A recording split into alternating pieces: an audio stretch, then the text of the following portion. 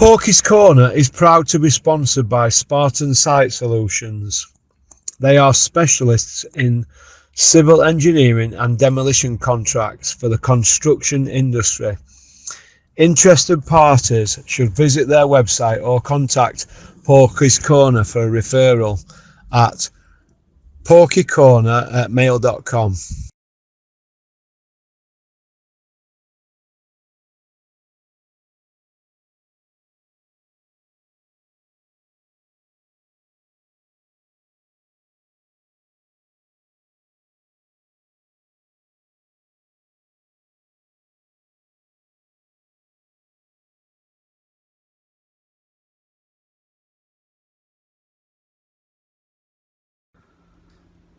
I don't agree with everything that Terry says in this video. Not at all. But what do you think? Leave a comment in the comment section. Alright? Papa bang. Peace out. You can't go swimming and not get wet. And I got wet. I got drenched actually. AJ can't box. He's a big old wood on top like this here. Looking for a big right hand and a left hook. He couldn't even do nothing with Joseph Parker. And he's a very, very, very poor man's Tyson Fury. No disrespect, Joseph. Did you ever consider not fighting Dillian White? Not fighting him? Yeah. Did you ever consider that? No, I would. And I'm due an easy fight anyway. So yeah, he'd have been ideal really. I need a heavy bag on legs is what I'm after, to be honest. And he'd have been the ideal candidate, to be fair. But you know, I'm sure that he's got his own legal situations going on, and they need to sort that out first. But you know, I don't care who they fight. I'll take the little cruiserweight guy. I'll show you how to give a little small man a good hiding. I'll run him over. He'll look like he's been run over by an 18-wheeler, just like Deontay Wilder. But I'll reverse back over him and then run him over again. So I'll do with him. Too small. Tyson, how long before you kind of decide what you're going to do then? Waiting I around am for them? definitely fighting end of February, early March, 1,000,000%. There is no ifs, buts or maybes about it. Or I will sack my full promotional outfit and I'll promote myself. Gypsy King Promotions. There you go. What else? But either way, you're fighting. Either way, I'll be fighting end of February, early March. That's 100% guaranteed.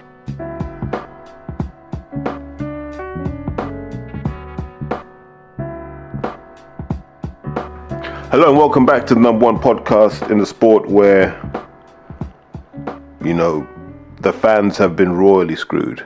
The fans have bent over, grabbed ankles, had their wrists gaffer taped to their ankles, and every implement possible has been put in there, from flesh to broom handles, whatever, because 2025 has been an insane year for boxing. Will we even have a sport left in a few years? I have no idea. But look, let's come back to that later. People want to know about Saturday. So for those who follow me, that sounds so pompous, didn't mean to say it that way, but if you speak to me regularly, you'll know. I just wasn't at the event on Saturday. I had other plans. So geographically, it wasn't possible to be there. You know, people are like, look, we can get you tickets, get you a lanyard if you want one. But too little, too late. I had more important things to do. Like, unlike a lot of people who listen to this, boxing isn't really that important to me. It's take it or leave it, which is testament to how far the sport has fallen. But one thing I do want to say about Saturday, and as much as I don't agree with the main event for all sorts of reasons that you've heard me say over and over again, just didn't agree with it. I thought the card was okay. I think if you look at those fights, Mikey Talon, kid's learning, so he did what he had to do. Who else was on there, that kind of juniorish level?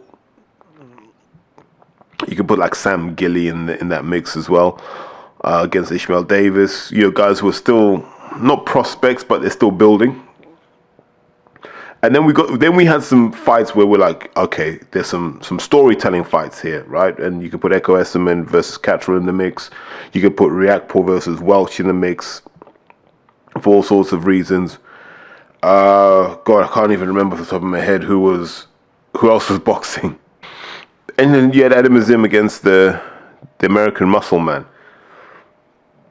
So you had 6 fights there. quite a compact card, which I'm happy with generally speaking, and also a card that made sense in a lot of ways. It was Matchroom, Boxer kind of co-promoting. You obviously had some other influences as well, which is always good. But here's the thing. We shouldn't have to jump through hoops to get cards like that. Like, that was a card, 6 fights made perfect sense. All this 8-10 fight thing, it doesn't work. You're just shoehorning people onto shows that should be on small shows selling tickets, right? 6 fights, 1 or 2 prospects. Give us 3 fights that kind of show us where people are level-wise, and then give us a main event. It's not hard to do. Because we found out some interesting things, didn't we? And I'm going to try and just fly through the ones that I watched. So I didn't really watch Mikey Talon, so sorry guys, I didn't see that one. I didn't watch the Sam Gilly fight. Just, there's no time. But I did watch Riakporhe versus Tommy Welch. And I've got to speak about this and be objective, but like, I've known Richard for years. Jimmy, I remember Richard from the Lynn days. So, and like when he would have been like 1920s, that's 15, 16 years ago. And I've kind of seen Tommy on the scene. Like, we've spoken before, but not as close, but I like Tommy. Obviously, like, we're all fans of his old man and that, but he's sought to carve out his own name. Do you know what I mean? So he's also part of this next gen roster. So Richard's got to show us he's got something at heavyweight. And when you saw him in that ring, you were like, how did this guy ever make cruiserweight? He looks huge. Now, I don't know how much he weighed on the night. I have no idea. He looked somewhere between 235 and 240 pounds in the ring. And you're thinking to yourself, but you were making 200 pounds at cruiserweight. What's happened here? He looked huge. And you saw the growth in his calves as well. So you're like, oh, maybe Richard can really hold shots now. And you're like, oh my God. And if he can hold that weight, I think he's going to be a monster. I know he's 36, but because he's come up the weights, he's come up from cruiser, the speed's not going to be a factor for him. Like, in fact, it's more beneficial for him to have come up in weight this way. It's the same thing I say about JP, John Pilata. Him having boxed in lighter weight classes serves him better because they're about the same age now. That'd be an interesting fight down the line, actually. Because they've sparred before. So when people say, oh, John couldn't take the shots, they know each other. So Richard really looks the part. Tommy comes in, and Tommy's a big guy. Like, if you ever stand near Tommy Welch, Tommy's a big guy. But he looked like a scaffolder in there. Like, you know, like you get those big scaffold guys, and there's a lot of thickness around the midsection and in the legs, etc. And Tommy looked solid like that. But when you looked at the two of them, you'd have thought Tommy was the one coming up from cruiserweight. And maybe that's an area of development for Tommy Welch, is he's got to get his body. It doesn't have to be like a Greek god body, but you've got to get the muscle in the right place. I always think Riakporhe's got the muscle in the right place, because if you punch correctly and you punch efficiently, your back does most of the work. So the stronger your back muscles are, conversely, the stronger your punches. Yeah. Think about this. Most strength and conditioning guys have guys doing the landmine, shoulder presses and all these sorts of things, kettlebells. They do all that sort of stuff, right? Look at the surface area of your front delt. And now look at the surface area of your lats. Top, middle, bottom, doesn't matter. What should you be working? So when I look at Richard, I'm like, see the size of Richard's back, and those punches are going to hurt. I don't get the same feeling with Tommy. Like, Tommy hasn't got that back thickness that you'd want to see in someone who can really do damage. And it was exemplified in the first round where Tommy's gone and thrown the big right hand at Richard, and Richard's just kind of just firmed it and then come back with his own jab. And I'm like, oh, that's worrying. And so for I think it was 2 rounds that fight lasted. It was just a question of what's going to happen when Richard lands. And when he landed, if you remember, he throws one right hand, doesn't really connect properly. Tommy sees that one coming. But Richard does what every good boxer should do. And if you're a boxer on your way up, learn this lesson. You throw the shot. If you're not sure it's going to land, have your follow-up ready immediately, because Richard's thrown the right hand, it hasn't gone his way. Opens up with a jab, throws another right hand. Tommy wasn't expecting that, because heavyweights mostly just throw 1 or 2 punches, reset, and go again. Richard followed up, and that's the cruiserweight mindset that Richard's got. And Tommy hadn't really factored for that. And so he's been hit heavy, and from then on, he was always in survival mode. Now, the shot that did it for him, like where you're like, this is going to be horrible, was when he was up against the ropes and he's sliding. As you're watching it in the audience, you're watching him move from left to right, which is the worst thing you can do against Richard Riakporhe, knowing how good his right hand is. And he just got leveled. And then after that, you're like, it's just a question of when, not if. And it's a shame for Tommy, because that's the first time a lot of people would have seen Tommy Welch. And he's better than that. But he's got to learn now that at that top level, you've got to be some kind of physical freak. However you get there is how you get there, but you've got to be some kind of physical freak. The good thing is he's quite young, relatively speaking. In terms of the guys around him, he might be one of the younger guys. So he has a chance to rebuild and come again. And I hope he does, because I think he was pretty good. In the build-up, I thought he was good. It was good having his old man around. Just good energy, wasn't it? Because his old man's from that kind of Ben Eubank era as well, maybe the tail end of it. But he was around then. But his old man was good company. Tommy's a good guy. I thought the way him and Richie kind of faced off against each other, that last train out of Tottenham and all that sort of stuff, or last bus, whatever it was, I thought all of that was good. So those two made really good dance partners. It's a shame that the fight wasn't more compelling and it didn't tell us much more about Richard.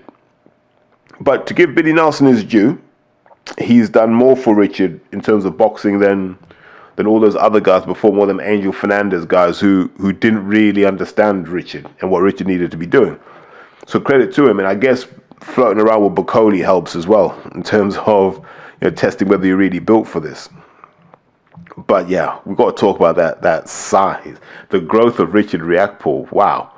I watched that going, why did we wait so long to do this? The guy should have been a heavyweight from day one. He would have made a whole lot more money. But look, he's probably got another 2 or 3 years in the sport max. Let him leverage that to make all the bank that he can. So say good luck to him. So let's talk about Adam Azim. Is it Azim or Azim? Azim. We'll call him Adam Azim. What do you say about this young man that hasn't been said before? Now, this Kurt Scooby, whatever they want to call him, this American guy, looked like another Jeff Lacey, just overly muscled for no real reason. And yes, maybe he was brought here to really test Adam and, not to throw much, but just to see, what Adam could do. Was he a walking punch bag? In some rounds, it felt that way. But as a showcase for Adam Azim, wow.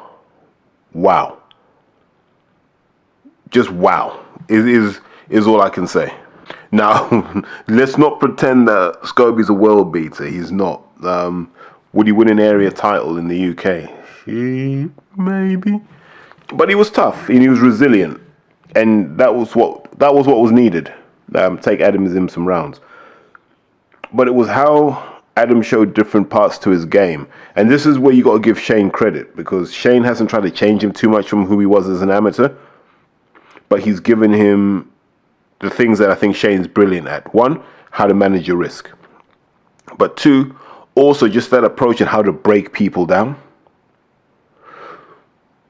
Underrated as a coach. I think Shane McGuigan is massively underrated as a coach because he can produce vastly different boxers. Chris Billum-Smith, Eddie Scotney, and Adam Azim, right?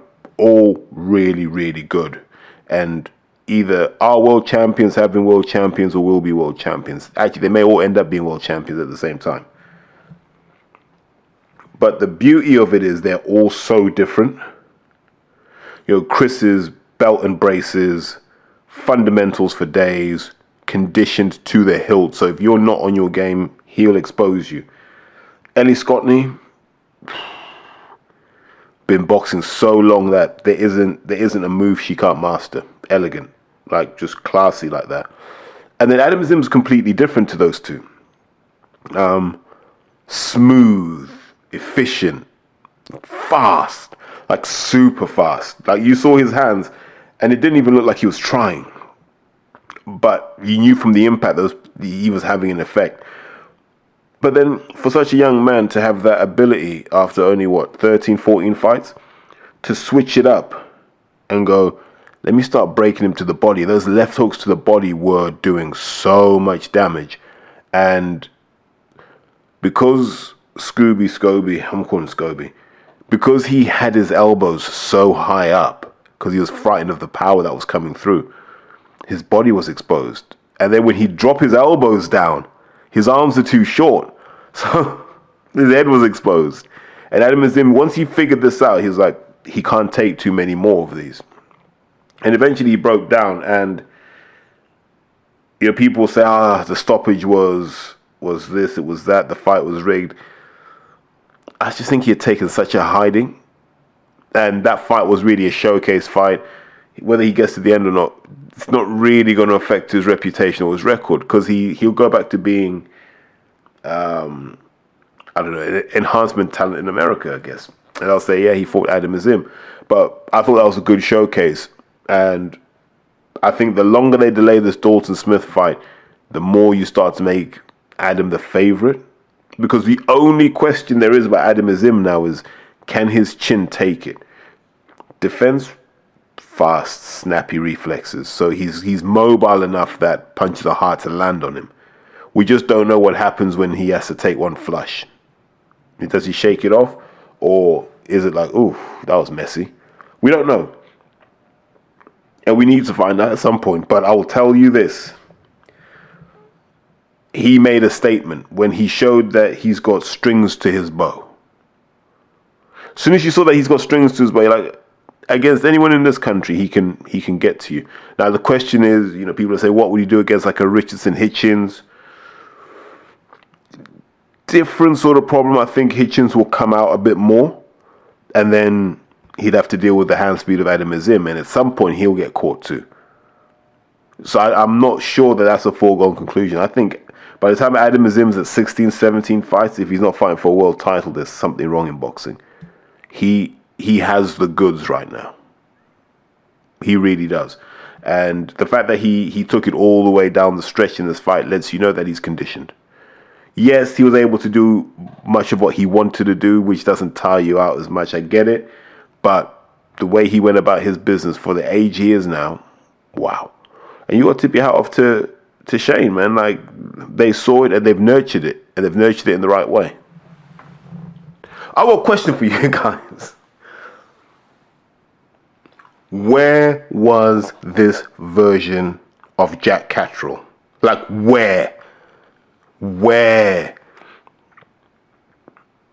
Almost a Calzaghe-esque performance from Jack Catterall. Do you remember when you'd watch Catterall and you're like, this guy's garbage? But guys up north would be like, no, Terry, man, trust me, Terry. Trust me. He can fight. He can fight, Terry. Honestly, man, he can fight.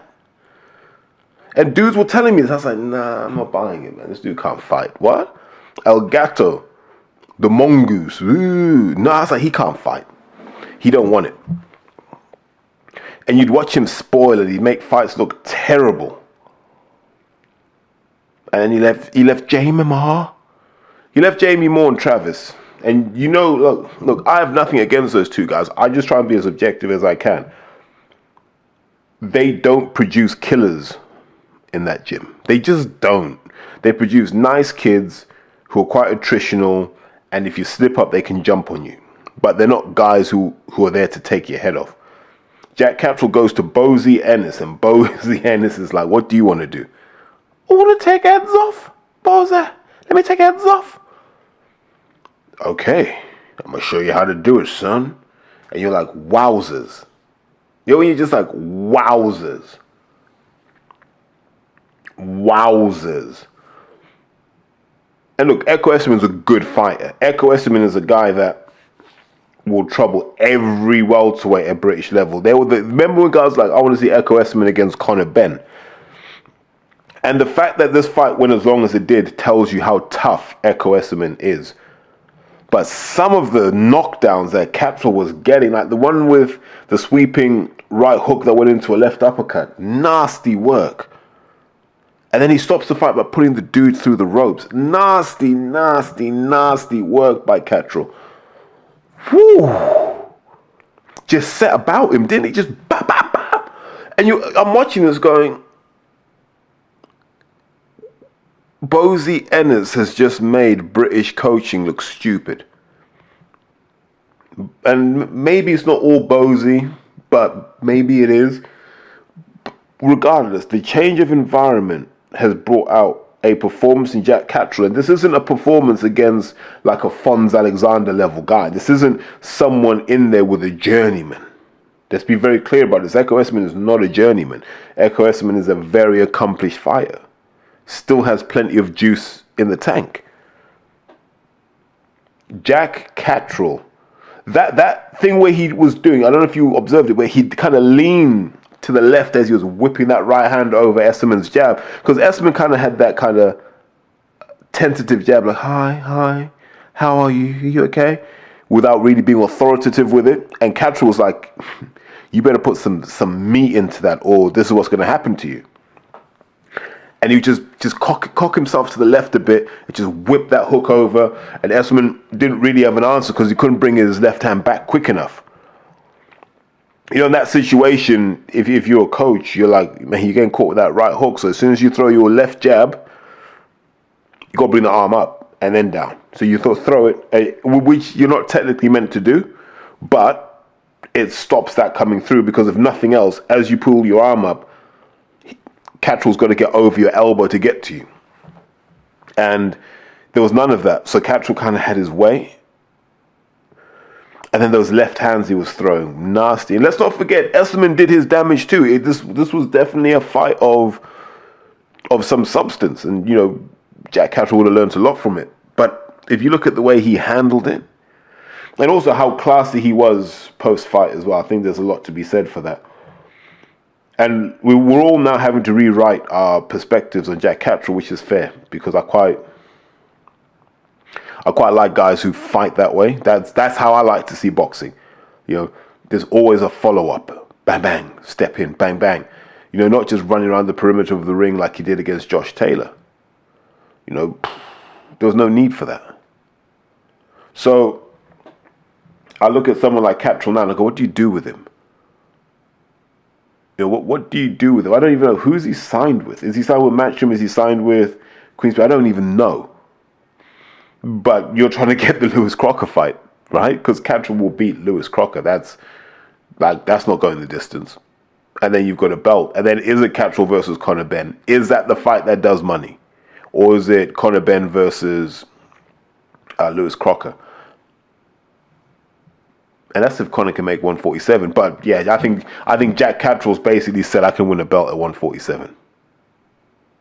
And if he's going to box like that, I have no problem with him being world champion, because that is how world champions are meant to fight, in my eyes. So kudos to him.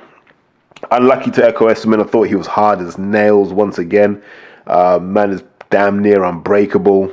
And he's also a lesson to young boxers, man. Look, your mentality is everything. So proud of him. I mean, Alfie and the boys looked after him well this week. I think, you know, he's finally getting his time in the limelight. You almost wish they'd been doing this with Echo Esserman 8-9 years ago. I wonder what he would have achieved if someone had got behind him and given him like an Evanescence fight or something like that. But look, it's boxing and not everyone gets what they deserve, unfortunately. But then, yeah, absolutely love that fight. Love the Catterall performance. So let's talk about the main event. There's so much to talk about. Like loads to talk about here. One, I'm going to go back to my initial view when this was announced. And I just said this is a fight that doesn't make sense for either man, because the first fight is one that everyone will remember. No one's going to remember the second fight. We barely remember the second Ben Eubank fight. If I said to someone what happened in the second fight, most people don't remember it was a draw. Unless, like you're one of those hardcores, then you probably do. But most people in public remember the first fight between Ben and Eubank. Because that's the one that really mattered. And I look at this and I go, the second fight was a realization by primarily Matchroom that they weren't going to make any money this year if they didn't get Conor Benn out twice. Ben Shalom's realized boxer aren't going to make any money if he doesn't get Eubank out twice. He doesn't have the stable to sustain any kind of revenue at the moment. And that's no shots to Ben. Like, it's just boxing reality. He's got to build guys like Adam and Azim up in order to headline shows of substance. And we end up in a fight that didn't make any sense. But here's the thing. Boxing fans will literally eat what they are given. You go online and boxing fans complain about everything, but deep down they'll watch everything. And I don't know what that is. I think, I'm going to be very precise, I think there's a subset of boxing fans that are just uneducated. Like the guys at school. The guys at school, you go, I wonder what happened to him. And no one knows. Because you didn't really talk to him at school. He was kind of in the classroom, but didn't talk much. Year 11 came, didn't really cut it, so definitely didn't do A-levels. And all those guys go off and do stuff. I don't know, they work in whatever place, right? Let me not disrespect their profession by naming anything. But they go off and do stuff. Some of them are unemployed. Some of them maybe join the army, join the police. But they're the sort of guys who will just moan about everything and are permanently negative. Right? But when the fight comes, all those principles go out the window because, gotta watch it, don't I? What else am I going to do? Gotta watch it. And so what ends up happening is boxing fans have no backbone as a collective and have no principles. Look, when those European clubs said, we're going to do a European Super League and we're going to take these guys and form this league, and ultimately they'll probably pull out of the Premier League and stuff like that. What happened? Dudes took to the street and said, over my dead body. No one in boxing would ever do that. And I don't know if it's because we don't care that much about boxing, and I'm beginning to believe that. But we have problems, and these are exemplified by the fact that if you took all the people who were online saying Conor Benn should be banned for life, Conor Benn's a drug cheat, I never want to see him in a boxing ring again. Go and get all of those guys who tweeted all that stuff and go, did you watch the fight? And the answer will overwhelmingly be yes. In some cases, someone went to the fight. And this is what I mean about boxing fans having no backbone. It's why, after a while, I didn't even talk about kicking Conor out of the sport, because I knew people just wanted to be upset because it's kind of it's the bitch in them, really, isn't it? So we end up knowing that this fight is going to do some numbers, not the numbers they thought. And this is, this is evidenced by the reality, right? I know people who went to watch that fight for 33 quid. I know guys who got down to the ringside section for under 100 quid. That is crazy considering how they were hyping this fight. But it lets you know how much apathy there was. There was no office talk. There was no pub talk about this fight. There was nothing. Like, the place I ended up watching it, I had to ask them to put the fight on because people didn't really care. And that's letting you know that people were so invested in that first fight that the second fight feels like we're being cheated to, we're being lied to. Because Senior was a heavy part of this build-up. Unlike the first fight, Nigel was less of a factor in this fight, I think. But the sad thing about this was how much toxicity there was in the build-up here. Considering how the first fight ended, the fact that we had so much toxicity disappoints me, but it doesn't surprise me because this is what happens when the Hearns are involved in anything. It's just toxic. So, just some incidents that I didn't really agree with. One, Carl Froch wagging his finger at Eubank Sr. Just about anything. Like, I know Carl Froch is a Nigel Benn guy at his core, but Carl Froch is nobody to be talking to Chris Eubank Sr. in any kind of way. You know, Carl Froch is the biggest turncoat in boxing. Carl Froch is a guy that soaked up all that hardcore energy, realized it doesn't make him any money, and just jumped ship and said, I don't care about anyone apart from me. Abandoned his friend, Porky Russ, and Porky Russ is his friend. Like, I have too many years of evidence to show that. Abandoned him because he had to be seen to be in with the right people. So it's hard to respect Carl Froch, you know, but at least he waited till he was in the Hall of Fame to reveal who and what he really was, right? That's Carl Froch. He's nobody to be wagging his finger at Chris Eubank Sr. Nobody. You know, Eubank Sr. is the platform on which all of what we do now is built. All of what we're doing. Just like he was built on the platform of guys that came before him, your Joe Bugners, your Henry Coopers, your Frank Brunos. You know, you have to respect the lineage. And then Simon Jordan, of all people.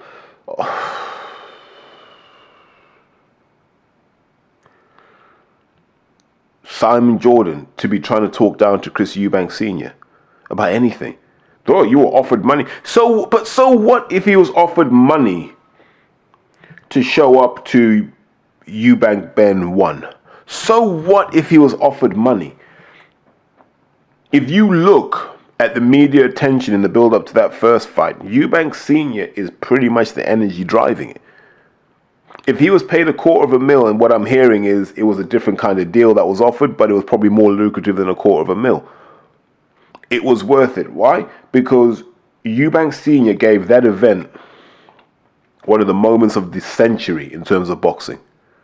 In terms of, like, if you ask boxing fans how they felt when they saw Sr. stepping up the Cullinan, or when they saw Sr. walking out the lift, you can't manufacture that.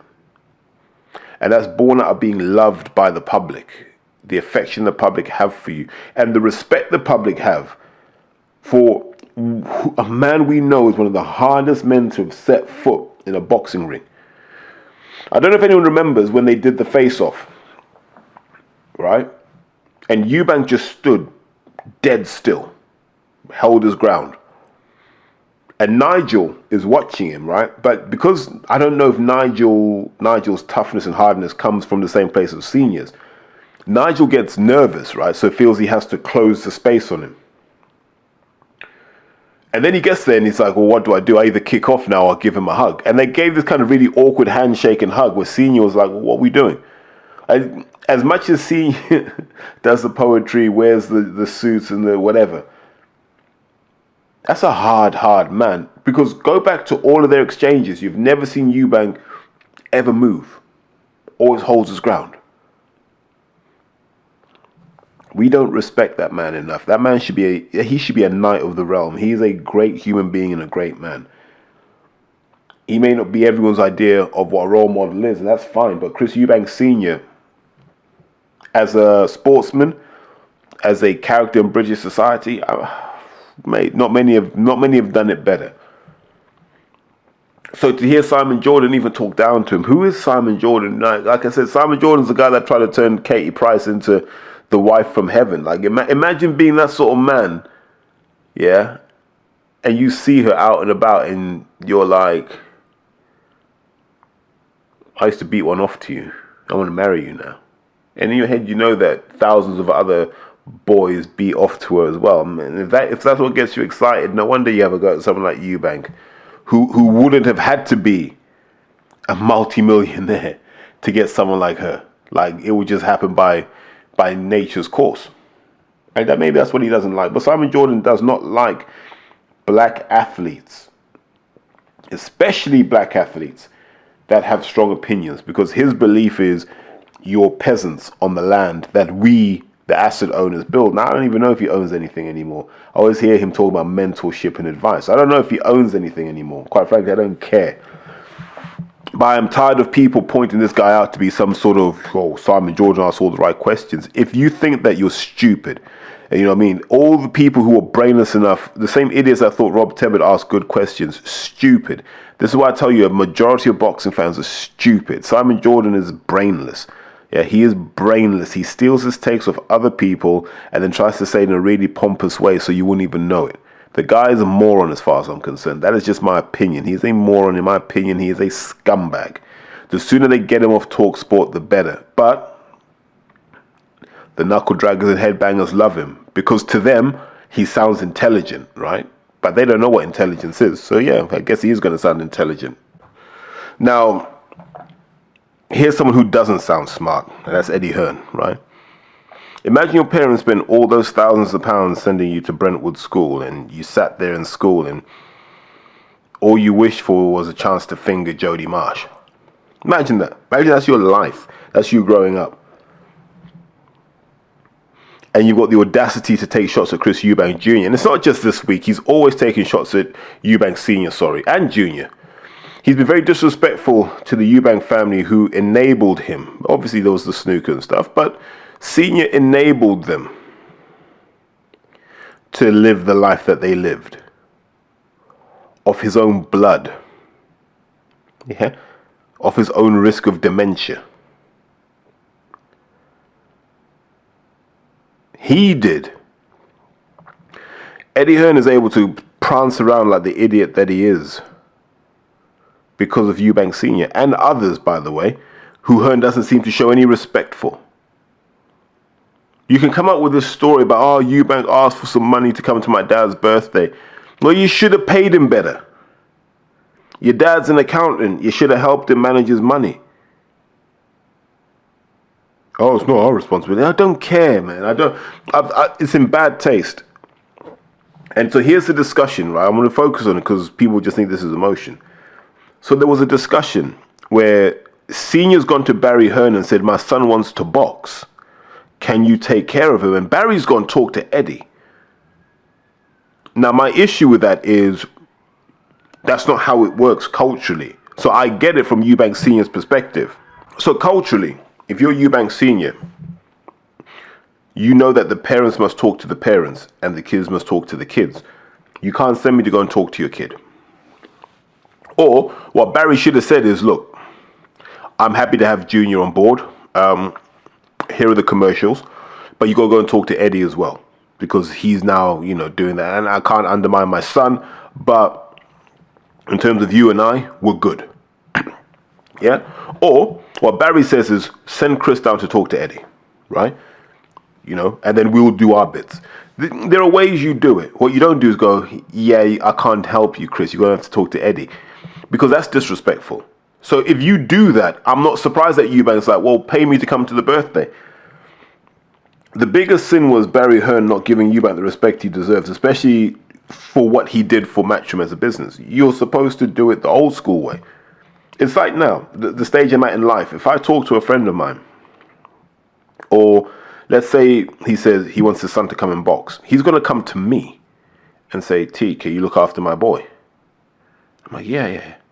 Doesn't matter. Doesn't matter who runs what, whether it's my mum or you. If we know each other, you're going to come to me. And then it's my job to make sure he gets taken care of, right?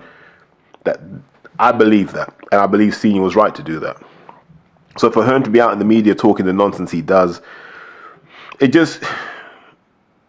you understand why the women at Brentwood School didn't like him. You understand why the girls in the Essex private school system thought so badly of him. And this I know for absolute certain. They thought badly of him. Bit of a creep, bit of a knob was what I heard. So he's into all of this. So the build-up's not even great. It's just toxic. Nigel Benn's having to go, oh, he's a bit of a prat. I try to shake his hand. And all of this is the wrong build-up for the fight. Because really, the first fight is where's Senior? That was the story. And Nigel was like, oh, you got to come and see your son, ain't you? It's your son, you got to come out. And everyone's like, I hope we see Senior. That's why you pay Senior to show up, because he's the ringmaster. He is the ringmaster. And so this build-up was pretty toxic, pretty acrid, and probably turned a lot of the public off from a fight where we just knew that it was a money grab. So before we talk about the main event, can I just slide this in quickly? How hard up or how desperate for the money was Eubank Jr. How desperate for the money were the people behind him that they'd accept the rehydration clause? Eubank Jr. could have gone anywhere in his career. Yeah? He would have been box office after that win. It could have been Crawford, it could have been Canelo, and they would have all made sense, and they've all made just as much money. But he chose to do this again. Is it arrogance on his behalf? Because you don't want those sorts of those clauses in contracts. We complained when Mayweather did it to Canelo, complained vociferously. I'm sure Hearn did as well. But when it comes to, it's Conor Benn, and they say all this nonsense like, Eubank has been fighting at this weight for this long. And it's like, yeah. The bigger the number you make, the more of a reason there is for him to move up in weight. And he will come to regret that. Because I thought the first fight, I think I said this, a bit of Eubank Jr. was gone that night. And I think it was gone after he made weight the first time. That Liam Smith thing was an indicator. It was a warning. We never got to find out how much of a warning it was because Liam Smith did his ankle in the second fight, so he wasn't able to exert the same pressure. Eubank making 160 has been problematic for a while. He was better off when he was a small 168 guy because he came in fully formed and he could be that Eubank. This is how he wiped out Alvin Yildirim in the World Boxing Super Series. Do you know what I mean? Now, he is how he nearly had Groves out of there in the World Boxing Super Series. So this idea that he's a middleweight, I don't know who told him that, but he seems determined to chase money at all costs, and that comes with a price. That really comes with a price. But there should have been wiser people around this whole event that said, get rid of the rehydration clause. It's not a true win. If Crawford's like, I don't want a rehydration clause for Canelo, why can't Conor Benn do that if that's what this was really about? And look, I'm not going to take shots at Conor Benn. I think Conor Benn would have fought Eubank Jr. with or without the rehydration clause. I think he's that sort of guy, to be honest. I just think he is. But it leaves a bad taste in the mouth. I think we should ban all rehydration clauses. Every single one of them should be banned in British rings.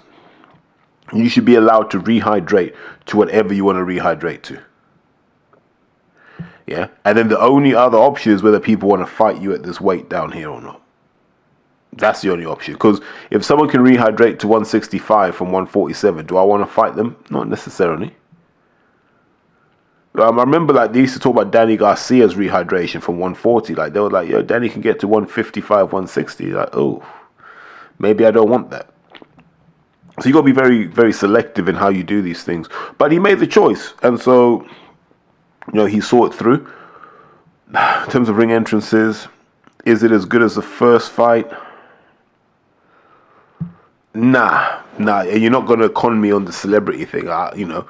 I like 50 Cent, but 50 Cent's nostalgia, right? The fact that 50 is even doing that tells you how civilized he's become. There's no way 2001, 2002, 50 Cent is being allowed to do that. Do you know what I mean? It'd just be too crazy. But because we'd seen the first entrance, the second entrance didn't really have the impact. You're like, oh, nice. You're there in your fluffy bathrobe. We've all been there. You get the upgrade in the hotel. We've all been there. But it was okay, but it was underwhelming because we'd seen him with his dad on stage already.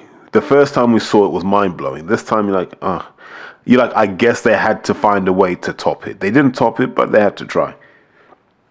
Conor, kind of like the first fight, came out, was nice. I don't think he overdid it too much, but he had his moment. But if you look at the fight, man, I'm going to come back to this. If you look at Chris Eubank Jr., his body hasn't really evolved. And I said this at the time. I said, Eubank looks like a clean fighter. He looks like a clean fighter from the Harold Graham days. Someone who's kind of kept himself in good nick, had good genetics, so was able to kind of keep body fat low. Kind of like his old man, but obviously with a bit more mixing in there. He looked like a clean fighter. Maybe he boxed like one. Conor Benn looked like someone You know, you go to Ibiza, right? You go to Ocean Beach Club, and they're the Decker Boys. That's what you call them. This is Decker Boys. I mean, two of them, this is double Decker Boys. And you know these guys have got Decker because you can see the acne scars, etc., etc. Some cover them up with tattoos, not saying anything, but some cover them with tattoos. But you can see the guys are juicing because the back is overly exaggerated in terms of its development, but they don't seem to have any of the other markers of having good genetics for building muscle. And Conor looked like one of those guys. He looked like a guy, whether he's taking, I don't know. I'm not here to speculate on that anymore. But he looked like someone who didn't look like... He didn't look like he kind of just built that on milk and cookies, basically. And, you know, that's probably the only thing I want to say negative, because I thought Conor Benn was really good. I thought Conor learned from the first fight. You can say he fought the shell of a man in Eubank Jr. We'll come on to that in a second. But his 1-2 is rapid. Objectively rapid. You're not defending that. His ability to just go pow. That's a very hard thing to do, because you've got to have the mental discipline to know, as soon as my left glove touches anything, my right glove comes straight after. And I think I said this in my preview. Eubank was getting hit easily with right hands, and if he doesn't deal with that, it's going to be a problem. And he didn't deal with it. This is what happens when you don't listen and you don't have fundamentals. You don't have anything to lean back on. And that was the story of the fight. Conor Benn was just able to be first on everything. And because he was first, he could then follow up. And Eubank wasn't ready for that. Eubank was hoping to catch Conor coming in. I think his assumption was Conor's not that good.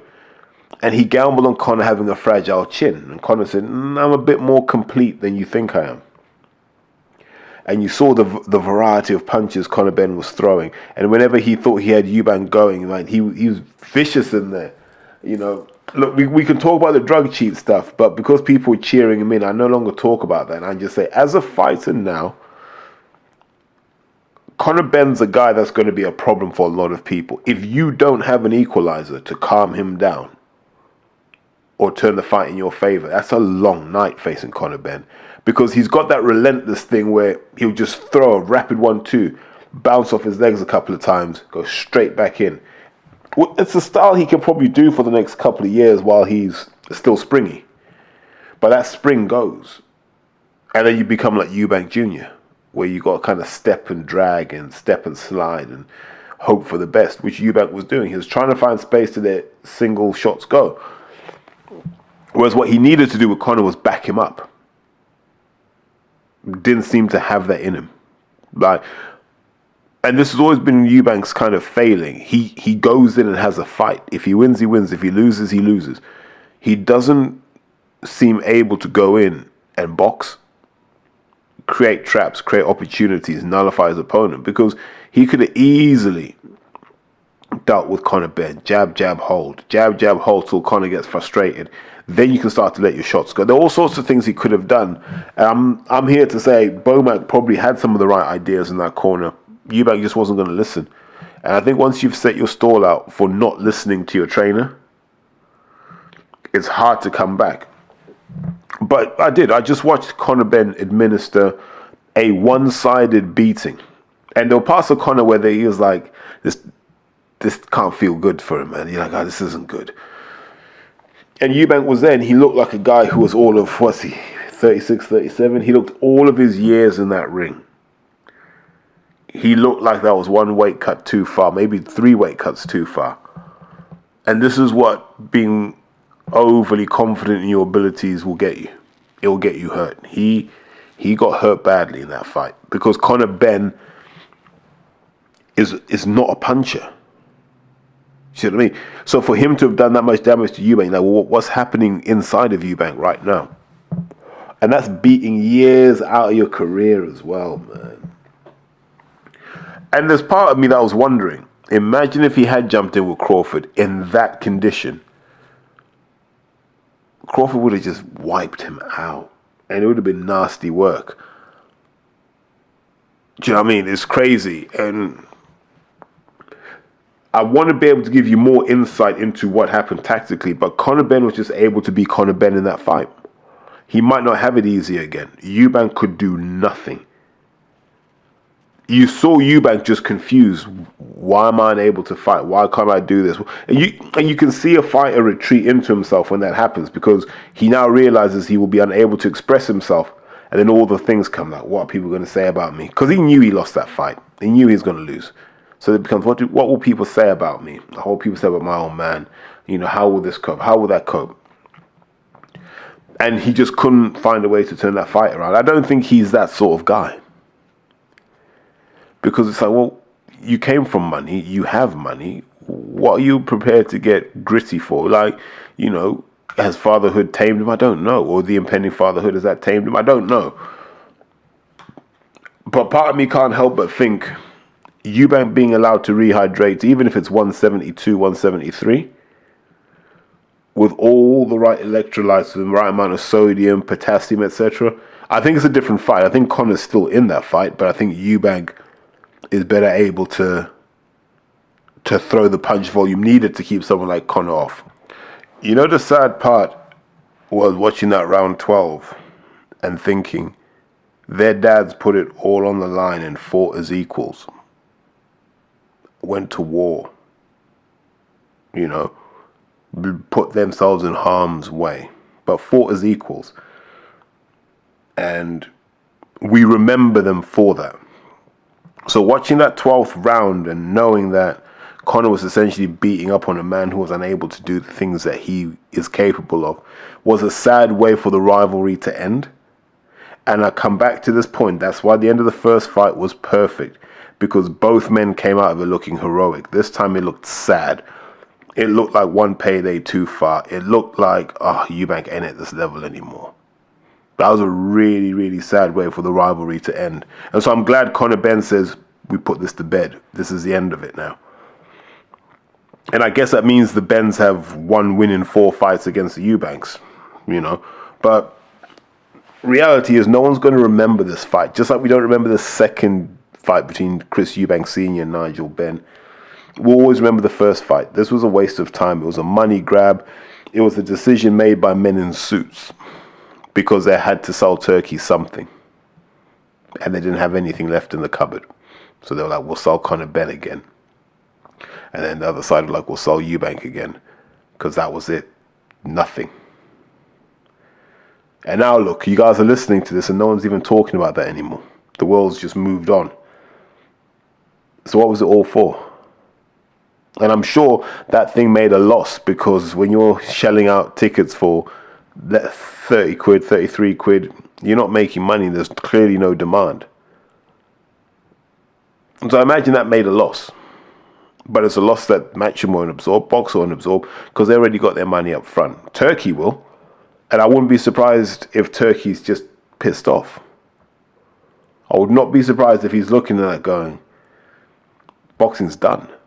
Like, I expect him to see his focus shift. I would expect to see his focus shift to the US and go, can we revive American boxing? The social kudos that would come with that is so significant. People forget, you know, MBS has a great affinity for America. He'd love to make American boxing great again. All those sorts of things are sort of geopolitical factors that come into it. But if we really break that fight down, it was a fight that didn't need to happen. And if anything, it was a step backwards. You look, Conor Benn won, and I'm happy for him. You know, he had his 5 guys with Derek. Although Eddie told him, don't eat the burger until you've taken your drug test. You know, who was even doing the testing? We have no idea, right? We have no idea who was performing the testing. When's the last time you heard VADA were involved in serious testing? You haven't.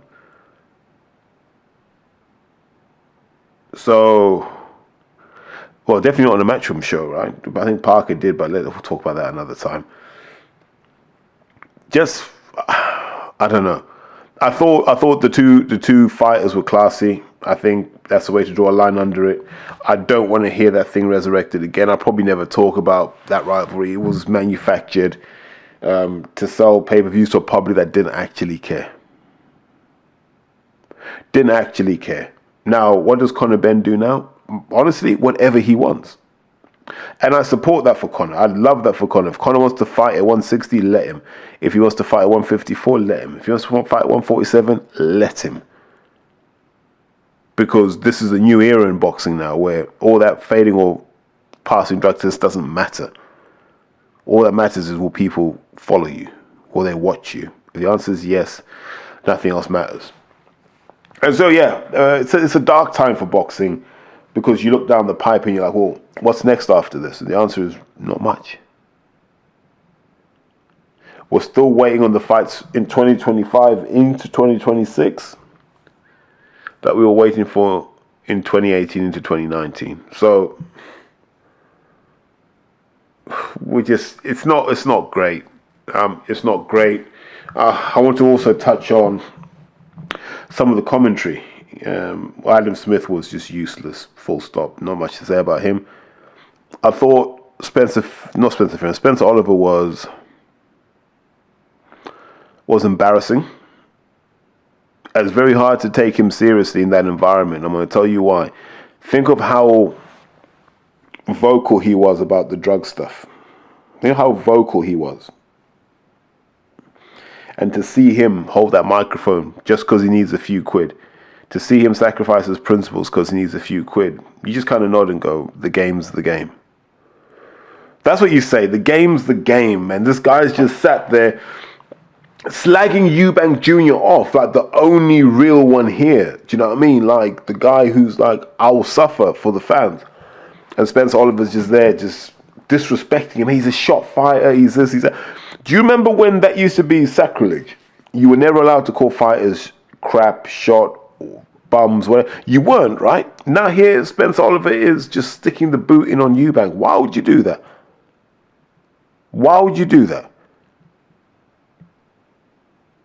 Do you know what I mean? When you've defended stuff that is reprehensible in the sport, I mean, you've stood up for people even after you know they've done and said stupid things. Oh, yeah, you know, he's my mate. Not great. And then Dave Allen.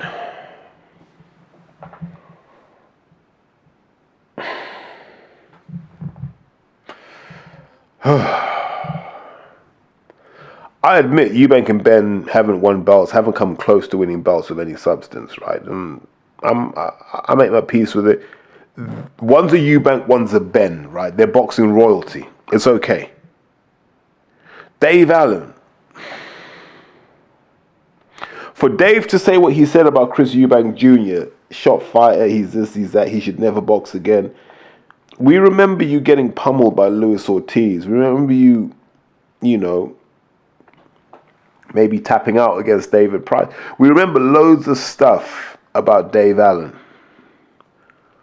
which leads us to believe that while Dave is one of the toughest men physically, he might not be all there mentally, right?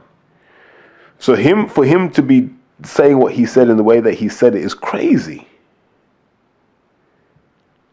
But all of these guys were on the gravy train. All these, you banned them from boxing for life. All those guys were all on the gravy train.